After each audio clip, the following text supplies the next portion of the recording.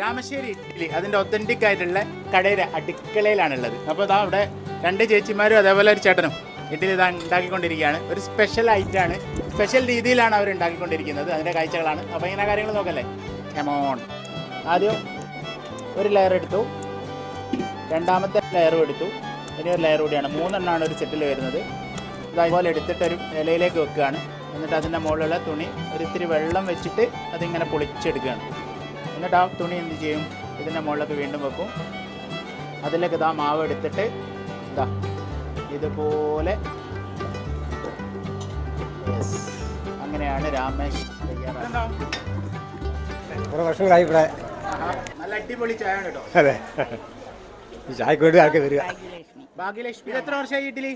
150 കൊല്ലം. നേരത്തെ വീട്ടിൽ അമ്മായിയമ്മയായിരുന്നു, ആ, ഭർത്താവിൻ്റെ അമ്മ. ഭർത്താവിൻ്റെ അമ്മ. ഇപ്പം നിങ്ങളാണ്. ഓക്കേ.